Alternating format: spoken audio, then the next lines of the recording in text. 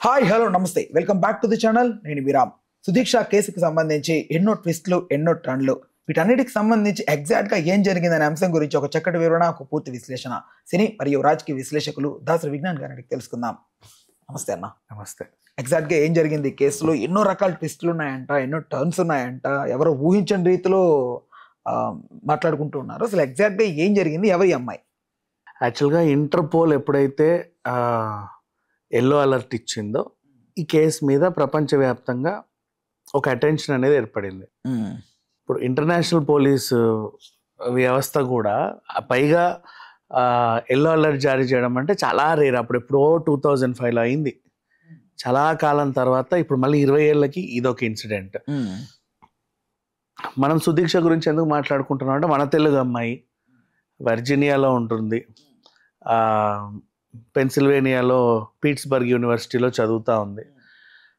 So ప్రతిసారి వీళ్ళకి ఏంటంటే మనకి ఇప్పుడు కొత్తగా హాస్టల్లో జాయిన్ అయిన వాళ్ళకి హోమ్ సిక్ హాలిడేస్ ఇస్తారు. ఎప్పుడు 1 month 2 months తర్వాత, జూలై ఆగస్ట్లో. అలాగే సమ్మర్ హాలిడేస్ మనకు తెలిసిందే 3 months ఉంటాయి. అక్కడ ఏంటంటే వీళ్ళకి యూనివర్సిటీ వాళ్ళకి స్ప్రింగ్ ఎప్పుడు ఇస్తారంటే ఇది ఇంచుమించు మార్చ్ ఈ టైంలో వాళ్ళకి ఓ నెల రోజులు అలా విహారయాత్రలకు వెళ్ళి రండి అన్నట్లుగా ఓపెన్ హ్యాండ్స్. వీళ్ళు ఎందుకు కరేబియన్ ఐలాండ్స్కి వెళ్తారంటే అదేదో కొంచెం అందంగా ఉంటుంది, వీళ్ళకి ఫ్లైట్ జర్నీ చాలా తక్కువ, అంటే ఐ మీన్ డిస్టెన్స్. ఇప్పుడు మనం గోవా వెళ్ళొచ్చినట్టు గంటన్నర 2 గంటలకి ఆ రకంగా వీళ్ళందరూ డొమినిక్ రిపబ్లిక్కి వెళ్ళిపోతూ ఉంటారు. అక్కడ కూడా మంచి మంచి రిసార్ట్స్ ఉంటాయి, లైక్ సముద్రం నీళ్ళే, లైక్ మాల్దీవ్స్ లాగా. మాల్దీవ్స్ సైలెంట్ గా ఉంటది కానీ ఇది కొంచెం వైలెంట్ గా ఉంటుందా? డిస్టర్బ్డ్ వాతావరణమే అయినప్పటికి కూడా అందాజ చందాలు బాగుంటాయని వెళ్తా ఉంటాయి. గోవా అనుకోవచ్చు. ఎక్కువ మంది వస్తారు కాబట్టి ప్రాబ్లం. గోవా కూడా అలాగే. సో జనాలు ఎక్కువ మంది వస్తారు, వీళ్ళే కాదు చాలా మంది అక్కడికే వస్తూ ఉంటారు, స్టూడెంట్స్ అంతా కూడా. సుదీక్ష కూడా 5 అమ్మాయిలను వేసుకొని వెళ్ళింది. వీళ్ళు అక్కడికి వెళ్ళిన తర్వాత వీళ్ళ సీనియర్ ఒక అబ్బాయి, అంటే ఇప్పుడు ఈ అమ్మాయికి 20 years, సీనియర్ అంటే మరి పెద్దోడు అనుకోవాల్సి 1 year 2 years, 24 ఏళ్ల పిల్లోడు. జోష్వా అతని పేరు. జోష్వా. ఈ అబ్బాయి ఏం చేశాడు, ఇంకో ఫ్రెండ్తో అక్కడ కలిస్తే కాసేపు అందరూ కలిసి పార్టీ చేసుకున్నారు, మందు తాగారు. అంటే ఇక అక్కడ బేసిక్ గా ఒక హాలిడే ట్రిప్ కి వెళ్తే ఏమేం చేస్తారో అన్నీ చేసి చిల్ అయ్యారు ఓవరాల్ గా. That's all. ఆ తర్వాత రూమ్ కి వచ్చిన తర్వాత వీళ్ళు రిసార్ట్ లో ఉన్నారు. ఆ రిసార్ట్ కూడా బీచ్ కి దగ్గరగా ఉంటది. అక్కడ ఉన్న లైక్ ఇప్పుడు మనం మున్నార్ వెళ్తే టీ వ్యాలీలో ఉండాలనుకుంటే, ఎందుకంటే అది హిల్ టాప్ అని. అవును. సో అట్లా కొన్ని ప్రదేశాల్లో కొన్ని బాగుంటాయి.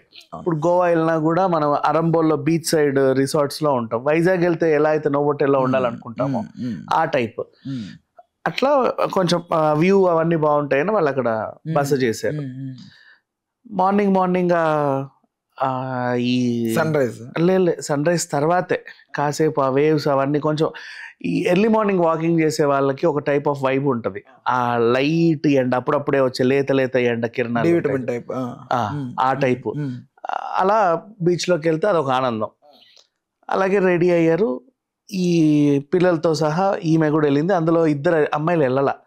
రీజన్ వాళ్ళకి నీళ్ళంటే భయమో లేకపోతే ఇంకేతరాదో whatever it may be వాళ్ళది. ఇది మిగతా ఈ 2 అబ్బాయిలు అక్కడ పరిచయం అయినటువంటి అమెరికన్ సిటిజన్ అబ్బాయిలతో వీళ్ళు వెళ్ళారు. అక్కడ వీళ్ళే లేరు, చాలా మంది ఉన్నారు యాక్చువల్గా చెప్పాలంటే. ఈ జోష్వాతో ఈ అమ్మాయి వాటర్ వరకు వెళ్ళింది, ఇక్కడ వరకు మునిగారు ఆల్మోస్ట్.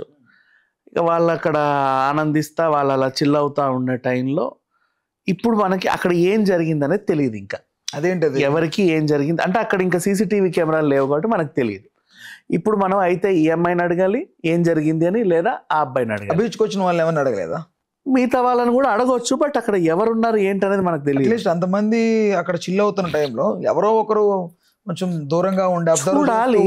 ఎగ్జాక్ట్లీ. బట్ ఏంటో సంథింగ్ అక్కడ ఎలా జరిగింది, లేదా ఆ టైంలో కొంచెం ప్రైవేట్గా ఉంది ఎవరు లేరు అనుకునే వీళ్ళు అక్కడికి వెళ్ళారో కూడా తెలియదు. అసలు అక్కడి వరకు ఇంకా స్టాప్. అంటే ఇప్పటి వరకు మనం మాట్లాడుకున్నంత సీసీటీవీ కెమెరాలో రికార్డ్ అయినటువంటి దృశ్యాల గురించి మాట్లాడుతున్నాం. అక్కడ ఏం జరిగిందో అయితే నువ్వు సుదీక్షను అడగాలి, లేదా జోష్వా నన్ను అడగాలి. ఇప్పుడు జోష్వా వెర్షన్, ఈ అబ్బాయి ఏమన్నాడు అంటే 2-3 వెర్షన్స్ చెప్తున్నాడులే. స్టార్టింగ్ మేము వెళ్ళాము, ఇక్కడ వరకు మునిగాము, సడన్గా ఒక పెద్ద అల వచ్చింది, ఆ తర్వాత ఈ అమ్మాయిని నేను కాపాడే ప్రయత్నం చేశాను, ఇద్దరం ఒడ్డుకు వచ్చాము, నాకు కొంచెం ముక్కులో చెవుల్లో వాటర్ వెళ్ళింది కాబట్టి నేను వాంతు చేసుకున్నాను, ఆమెను కాపాడాడు, నేను వాంతు చేసుకున్నాను, కొంచెం అలా అన్కాన్షియస్ అయింది, లేచి చూసరికి ఆవిడ లేదు, వెళ్ళిపోయిందేమో అనుకుని వచ్చాను అని ఒక వెర్షన్. మళ్ళీ ఇక్కడే ఇంకో వెర్షన్, ఆ టైంలో పెద్ద అల వచ్చింది, ఆమె ఎటుపోయిందో నాకు తెలియదు, నేను సొమ్మసిల్లి పడిపోయాను, లేచి చూసేసరికి అక్కడ ఎవరు లేరు. ఇలా 2-3 వెర్షన్స్లో తను చెప్పుకుంటున్నాడు. అంటే ఆమె నేనే ఏదన్నా చేశానని వీళ్ళు అనుకుంటారన్న భయంతో కొన్ని మాటలు వస్తాయి, కొన్నిసార్లు నిజంగా జరిగింది గుర్తుంటుంది, గుర్తుండదు కూడా, ఎందుకంటే ఫుల్గా తాగేస్తున్నాడు. సో తన వెర్షన్స్ అంటే తాగున్నప్పుడు ఒకలాగా, మత్తు దిగాక ఒకలాగా. చెప్పాలంటే ఎవడో తాగిన తర్వాత నీళ్ళలో మునిగితే ఆ మైకం అనేది విత్-ఇన్ 5 minutes డౌన్ అయ్యింది, అంత ఉండదు. ఐ మీన్ మరి ఈ అబ్బాయి ఏమో నాకు వాంతులు అయ్యాయి, నేను సొమ్మసిల్లి పడిపోయాను అని చెప్పాడు. తర్వాత అక్కడ వెతగ్గా ఆ పిల్ల దుస్తులు కూడా అక్కడ ఉన్నాయి. So this is what happened. ఒక అమ్మాయి మిస్సింగ్ ఎక్కడ ఉన్నాయి? ఐ మీన్ ఆ బీచ్ అక్కడే ఒడ్డున. అవకాశం ఉంది అసలు అదే ఆ కోణంలో అయితే ఆలోచించాల్సిన అవసరం. అయితే కిడ్నాప్ అన్న అవ్వాలి, ఎవరన్నా ఎత్తుకెళ్ళాలి, లేదా అలలలో కొట్టుకుపోయి ఉండాలి. ఈ వెర్షన్స్ ఎవరో ఎత్తుకుపోయారు అంటే ఈ పర్టికులర్ ప్రదేశంలో సీసీటీవీ లేదేమో, కానీ అటున్నాయి ఇటుంది. సో ఒక డిస్టర్బ్డ్ వాతావరణం క్రియేట్ చేసే జనాలు ఉంటారు కదా, అలాంటి గ్యాంగ్ వచ్చి వెళ్ళిన దాఖలాలు లేవు. ఈవెన్ ఎవరు పట్టుకెళ్ళిన ఇది కూడా లేదు. సరే అలల్లో కొట్టుకుపోయింది అనుకుందాం కాసేపు. అంత అక్కడ ఏంటంటే ఒక మనిషి ఒకవేళ అక్కడ కొట్టుకుపోయినా అక్కడో ఇక్కడో తేలే అవకాశం ఉంది. కొన్ని 2-3 days తర్వాత కొట్టుకొని బయటకు వస్తాయి, లోపలికి వెళ్ళిపోతాయి, చెప్పలేము అది బేస్డ్. బట్ ఏమో అక్కడ వాళ్ళు డ్రోన్స్ పెట్టి కూడా వాళ్ళు వెతికారు, ఎక్కడ కనబడలా. నెక్స్ట్ డాగ్స్తో కూడా కూంబింగ్ ఆపరేషన్ కూడా చేశారు, అవి కూడా పసిగట్టలేకపోయాయి. ఈ పర్టికులర్ బాక్స్లో అమ్మాయి మిస్ అయింది. అక్కడ ఉంది అబ్బాయి జోష్వా అండ్ తనే, ఇంకెవరు లేరు. వాళ్ళు ఏమయ్యారు అమ్మాయిలు ఇద్దరు? మిగతా వాళ్ళు ఆల్రెడీ వీళ్ళు వచ్చేసారు. ఇప్పుడు అది మరి అర్ధరాత్రి కూడా కాదు, మళ్ళీ గెట్ బ్యాక్ అయిపోయారు అక్కడ. వీళ్ళు వచ్చేసారు, వాళ్ళు రావడం రికార్డ్ అయింది. తర్వాత కాసేపటికి ఈ అబ్బాయి హాఫ్ నేకెడ్తో రిసార్ట్కి రావడం కూడా రికార్డ్ అయింది, అంతే. సో ఇప్పుడు ఇతన్ని ప్రశ్నించిన తర్వాత ఒక విషయం వీళ్ళు తేల్చింది ఏంటంటే ఆ అమ్మాయి మిస్సింగ్కి ఇతనికి సంబంధం లేదు అనే విషయం అయితే తేల్చారు. దాన్ని ఎలా మిస్ అయిందంటే ఇంకా అదే జరుగుండదు. ఈ అబ్బాయి పాస్పోర్ట్, మళ్ళీ ఈ పాస్పోర్ట్తో ట్రావెల్ చేయడం ఇబ్బంది కాబట్టి కొత్త పాస్పోర్ట్ అప్లై చేసి మళ్ళీ దాని ద్వారా యుఎస్ రావడం కూడా అయిపోయింది. ఇప్పటికీ ఇన్సిడెంట్ జరిగి ఒక 14 రోజులు కావస్తుంది. ఇప్పుడు వాళ్ళ పేరెంట్స్, ఈ అమ్మాయి భారత సంతతి, పైగా మన తెలుగు అమ్మాయి. వీళ్ళ అమ్మ పేరు శ్రీదేవి, నాన్న వీళ్ళు అసలు ఎలా అంటే ఇంటర్వ్యూ చేసేటప్పుడు మీరు చూస్తారు వాళ్ళ ఫేస్ని. అంటే ఈ డైలమా న్యూస్ మాకు వద్దు, మీరు చనిపోయిందని ప్రకటించండి, మేము ఏమి అనుకోము, మీకు ఎక్కడ సంతకం కావాలో అక్కడ పెట్టేస్తాం, మాకు కూడా ఓకే సమ్మతమే అని మీరు ఆ ప్రకటన చేస్తే మేము కొంచెం హ్యాపీ ఫీల్ అవుతాం. ఇక్కడ ప్రాబ్లం ఏంటంటే వాళ్ళకి ఎవరైతే ఆ గవర్నమెంట్ ఉందో చాలా వరకు దాన్ని బయటకి ఎందుకు రానివ్వరంటే అది ఆ రిసార్ట్కి దెబ్బను, లేకపోతే దానికి బ్యాడ్ నేమ్ వస్తుంది, ఎవరు రారేమో అనే ఫీలింగ్ దాన్ని బయట రానివ్వరేమో అనిపిస్తుంది. మేబీ అలా కూడా కొన్ని ఉంటాయి కొన్ని సందర్భాలు, బయట రానివ్వరు దాన్ని. బట్ ఇంటర్పోల్ వ్యవహారం అంటే వీళ్ళు ఇంటర్ఫీర్ అయిన తర్వాత ఏమి పప్పులు ఉడకవు, ఖచ్చితంగా వీళ్ళు అన్ని జల్లడబడతారు. ఏం జరిగిందనేది ఇప్పుడు ఏ దేశానికి సంబంధించిన పౌరుడికి అక్కడ ఏం జరిగిందనేది ఆ దేశానికి ఖచ్చితంగా సమాచారం ఇస్తారు. మాకు తెలియదు అని చేతులు ఎత్తేసారు అంటే something was happened. Search operation అయితే జరుగుతూనే ఉంది. పర్టికులర్ లొకేషన్ ఇప్పుడు ఇదేంటి, ఒక బెర్ముడా ట్రయాంగిల్ లాగా ఒక మిస్టరీ ఇది. మనిషి గల్లంత అయితే అసలు కనబడట్లా, ఆనవాళ్ళు లేవు, ఏమైందో తెలియదు. ఆ పర్టికులర్ బాక్స్లో మిస్ అయింది అమ్మాయి. జస్ట్ రిసార్ట్ నుంచి కొంచెం దూరం, అంటే అలలు ఇక్కడ వరకు మనం మునిగే అంత, ఇక్కడ నుంచి అక్కడికి వెళ్తే ఇక్కడ వరకు మునుగుతాం కదా, ఆ మునిగి అంతా అక్కడ సన్ రైజ్, అక్కడ జనాలు ఉన్నారు, ఇటు జనాలు ఉన్నారు. జనాలు ఉన్నప్పుడు ఈ పోలీస్ ఆఫీసర్ ఎవరో ఒకరిని అక్కడ ఇన్ఛార్జ్ గా వ్యవహరిస్తారు కదా, ఖచ్చితంగా ఉంటది. ఈ వాళ్ళు రెస్క్యూ టీం వాళ్ళు ఉంటారు, పైగా వీళ్ళు లైఫ్ జాకెట్ కూడా వేసుకున్నామని కూడా చెప్తారు. అదే that's why I'm asking. Police officer ఎవడో కూడా హ్యాండిల్ చేస్తుంటారు, లోపలికి వెళ్ళొద్దు, అంత దూరం వెళ్ళొద్దు, కొంచెం ఇట్లా ఉండండి అని. 360 degrees లో చూసినా సరే అక్కడ జనాలు ఉంటున్నారు. అక్కడ నీళ్ళల్లో అమ్మాయి మిస్ అయింది. అది ఏమైంది అనేది ఇప్పటికీ అర్థం కావట్లేదు. ఏదైనా షార్క్ లాంటి పెద్దది వచ్చి పట్టుకెళ్ళిపోయిందా? నాట్ లైక్ దట్, అట్లా ఏం ఉండదు. బట్ షార్క్స్ వచ్చే సిచ్యువేషన్ ఉంటాయి.